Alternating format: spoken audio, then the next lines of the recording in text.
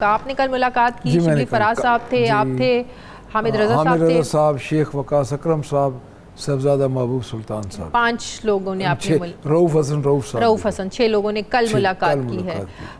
कितनी देर मुलाकात जारी रही आप लोगों की? देखिए जी, बात यह है कि कितनी देर मुलाकात जारी रही? 30 मिनट जारी रही। खान साहब की तबीयत, उनकी हालत, उनकी सेहत ठीक है? देखिए, खान साहब तो माशाल्लाह एक उसी तरह जिस तरह डिटरमन आदमी होता है, क्योंकि वो बड़े मजबूत आसाब के मालिक हैं। जिस्मानी तबीयत और होती है, ज़हनी तौर पे बड़े फ्रेश थे वो, और जिस्मानी तबीयत बिल्कुल ठीक थे, और उनको कोई इस किस्म का नहीं लग रहा था। यानी इस कैद तन्हाई में है खान साहब, और अपनी पार्टी के मामलात और अपनी चीज़ों को वो डिस्कस कर रहे थे।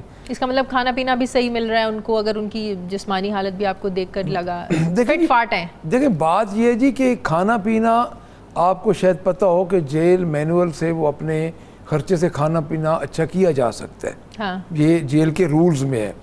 बाकी अगर आप पर्क्स एंड प्रिविलेजेस देखें ना प्राइम मिनिस्टर के, तो उसमें तो एयर कंडीशन अलाउ है, और खान साहब के पास इस वक्त 3 दिन पहले उनको कूलर दिया गया है। अच्छा, 3 दिन पहले? आज से 3 दिन पहले गर्मी, पहले भी गर्मी ज्यादा थी।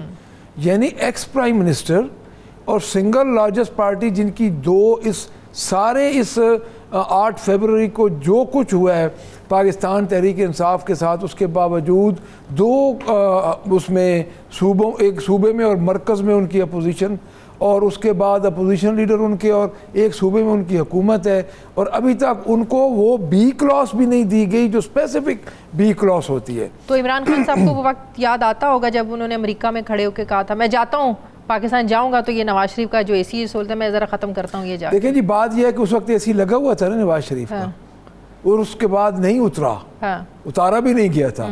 खान साहब मैं पूछ रहा, एहसास हुआ होगा ऐसी बात नहीं करनी चाहिए। देखिए, बात करना और है और अमल करना और है। मेरी बात सुने, इस वक्त खान साहब की जो उधर, खान साहब जेन्युइन कैद तन्हाई में है।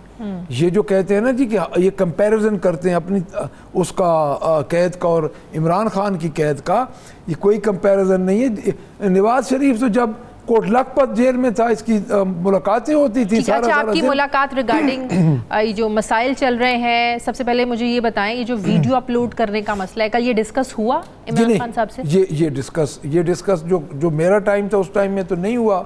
थोड़ा सा टाइम चूँकि सीनियर लीडरशिप का अलहदा भी होता है, वो भी होता है, तो उस टाइम हुआ, तो मैं चूँकि उस वक्त नहीं था।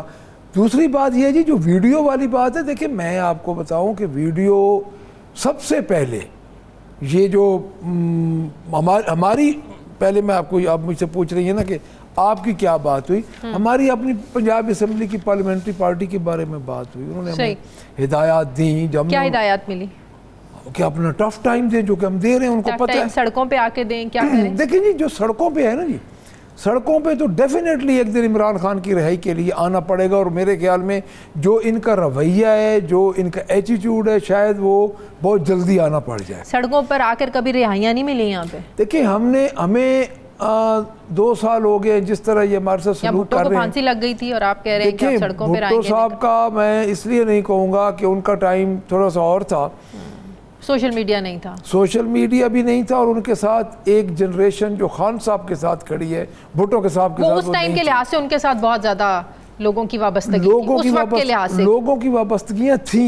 बट ये जनरेशन जो आज खान साहब के साथ खड़ी है ना जी, ये जनरेशन भुट्टो साहब के साथ उस वक्त नहीं थी।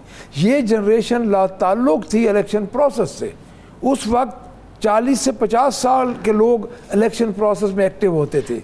अब तो 18 साल का बच्चा। बात बताएं, बड़ा इशू बना हुआ है इस वीडियो का, 1971 के मौजू को लेकर जो वीडियो बनाई है, और बाकायदा एक तकाबुली जायज़ा लिया गया है, गद्दार कौन, तस्वीरें चला के शेख मुजीबुर रहमान, जनरल याहिया खान, दोनों की तस्वीर लगा कर लगता ऐसे है कि मौजूदा सिचुएशन को उससे कंपैरिजन किया जा रहा है कि शायद आज भी वो हालात चल रहे हैं, बजाय इसके कि आगे बढ़ने के एक ऐसा सानिया हो गया जिस पर आज भी दुख होता है, अफसोस होता है। क्यों उसको दोबारा जिंदा करने की आप लोग कोशिश कर रहे हैं?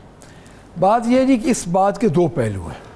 एक पहलू तो ये है कि आप ट्वीट की जो बात कर रही हैं कि ट्वीट क्यों लगी और कैसे लगी, खान साहब के अकाउंट पे, खान साहब के अकाउंट पे, उसमें आज हमारी कोर कमेटी का एक बयानिया सामने आ चुका है। मेरे ख्याल में डेफिनेटली हमारी कोर कमेटी का बयानिया से मुराद यही है कि हमारी पार्टी का बयानिया है, और हमने उसी को फॉलो करना है।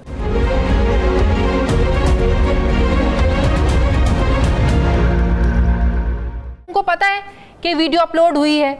तो मुझे समझ नहीं आती है, आप लोगों की बातें मिलती नहीं। मैंने पंजोता साहब की अभी बात नहीं सुनी, मैंने सुनी है, मैं आपको बता रही हूँ। तो मैं दूसरी बात जो आप कर रही हैं ना जी, वो अलहदा बात है कि कंपैरिजन। देखिए, सबसे पहले भुट्टो साहब ने बांग्लादेश के साथ या उसके साथ मुजीबुर रहमान के साथ, देन मुजीबुर रहमान था, उस वक्त तक उसकी असैसिनेशन नहीं हुई थी, आपको भी शायद याद होगा, वीडियोस भी हैं। तो भुट्टो साहब ने उसको किया था कि हम इसको तस्लीम करते हैं पहले।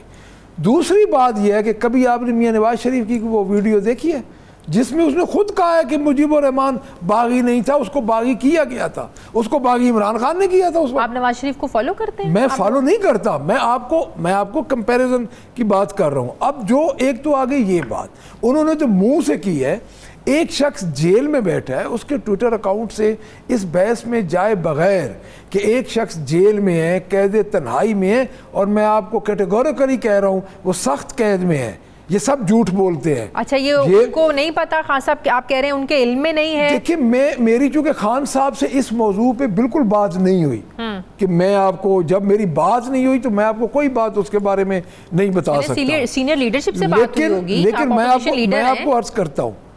दूसरी बात यह है कि जब आप एक बंदे की, जो बंदा जेल में है, कैद तन्हाई में है, जिसको एक्स प्राइम मिनिस्टर के प्रिविलेज एंड पक्ष मिलने चाहिए थे, वो नहीं दे रहे, उनको 7 बाय 10 का एक कमरा दिया हुआ है, 3 दिन पहले उनका कूलर लगाया गया, ये सब झूठ बोल रहे हैं। आर्टिकल छपते हैं वो कैसे छप जाते हैं? टेलीग्राफ में छप गया, अभी रिसेंटली भी कोई देखो आर्टिकल छपना एक अलहदा बात है। कैसे? जब उनसे कोई बात नहीं कर सकता, इसका मतलब क्वेश्चनर कोई अंदर जाता है, कोई बात करता है, तो फिर खान साहब की सोच कैसे बाहर आती है? मैं अर्ज करता हूँ जी, उनकी जब फैमिली जाती है ना जी, वो कोर्ट में जाती है, तो कोर्ट में कोई इस तरह की चीज़ें एक्सचेंज हो जाती हैं। जब कोर्ट में उनकी फैमिली, देखें, एक दिन होता है पॉलिटिकल लोग जो उनके हैं, वर्कर्स हैं, उनके रिप्रेजेंटेटिव हैं, वो मिलते हैं। एक दिन होता है जो उनकी पॉलिटिकल उनकी जो फैमिली मिलती है कोर्ट के अंदर। जब कोर्ट के अंदर जाते हैं, वहाँ पे कम से कम 2 घंटे होते हैं। ये पंजोता साहब भी उनके लॉयर हैं, उनकी लीगल टीम का हिस्सा हैं। हाँ। तो वहाँ पे जिस तरह आप नोट्स कह रही हैं, तो ये नोट्स तो एक्सचेंज हो जाते हैं, क्योंकि ये तो एक चीज़ दी जा सकती है। जो आर्टिकल छपते हैं वो वाया फैमिली को वो बताते हैं। मैं ये नहीं कह सकता फैमिली या उनकी लीगल टीम या कोई और, इसके थ्रू डेफिनेटली वो लेकिन इतनी एक्सेस तो है ना, किसी से तो बात करते हैं, किसी से तो अपने थॉट्स को शेयर करते हैं। अब इनका क्या ख्याल है कि उनकी ये एक्सेस भी बंद कर दें?